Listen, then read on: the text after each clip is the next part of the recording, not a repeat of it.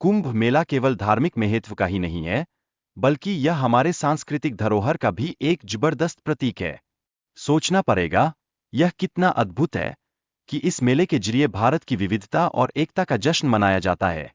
जैसे कोई मूवी हो, जिसमें सभी अलग अलग किरदार मिलकर एक शानदार स्क्रिप्ट बनाते हैं। अब कुंभ मेले का आयोजन 4 पवित्र स्थानों पर होता है: प्रयागराज, हरिद्वार, नासिक और उज्जैन। जैसे कि हर साल एक नया सीजन आता है, यही जगह भी 12 साल के चक्र में अपनी भूमिका बदलती है। सोचिए, ये स्थान एक बड़े रियलिटी शो के कंटेस्टेंट की तरह है, जो हर बार एक नई चुनौती के लिए तैयार रहते हैं। अब इस मेले का आयोजन ज्योतिषीय गणनाओं के अनुसार होता है। यह ग्रहों की स्थिति के आधार पर होता है। जैसे कि यह भारतीय धरती पर एक सुपरस्टार का प्रीमियर हो रहा हो, और तिथियों और स्थानों का निर्धारण जैसे लोकप्रियता के चार्ट में नंबर 1 होना। आपको पता है, अमृत की खोज के दौरान देवताओं और राक्षसों ने मिलकर समुद्र मंथन किया था। और हाँ, इस मंथन से अमृत निकला, जो स्वर्ग में था। जैसे कोई हिट शो हो, जिसमें हर कोई सर्दी में कोकोनट जूस की जगह अमृत की वैभवता पाने के लिए आपस में भिड़ रहा हो। कुंभ मेले का आयोजन हरिद्वार, प्रयागराज, उज्जैन और नासिक में होता है। इस दौरान नदियों में स्नान करने से पाप धुलने की मान्यता है। बात तो ये है कि जब आप स्नान करते हैं, तो आप भी नदियों के जल की तरह पवित्र महसूस करते हैं, जैसे सारे पाप वॉशिंग मशीन में डाले जाएं।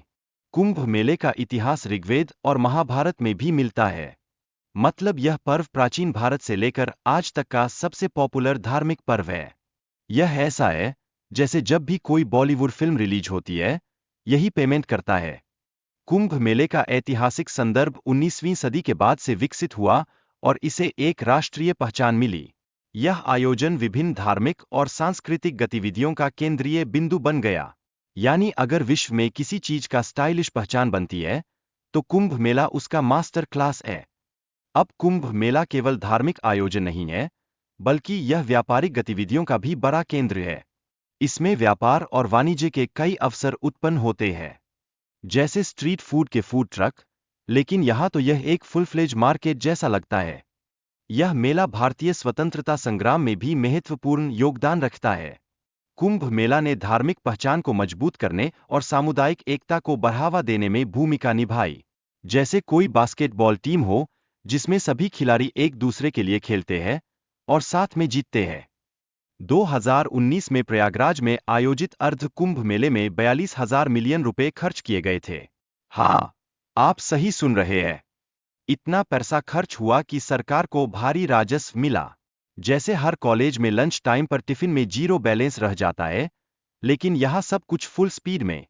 कुंभ मेला न केवल धार्मिक है, बल्कि यह स्थानीय अर्थव्यवस्था को भी सशक्त बनाता है। इसमें रोजगार और व्यवसायों का विकास शामिल है। मतलब यहाँ लोग सिर्फ स्नान नहीं करते, बल्कि स्टार्टअप्स का भी स्नान करते हैं। और जानिए, यूनेस्को ने कुंभ मेले को मानवता की अमूर्त सांस्कृतिक धरोहर में शामिल किया है। यह सब इस बात को दर्शाता है कि यह मेला न केवल भारत का है, बल्कि यह पूरी दुनिया के लिए एक विशेष धरोहर है। जैसे कि यह भारत की सुपरहिट फिल्म का प्रीमियर हो, जिसमें हर कोई शामिल होना चाहता हो।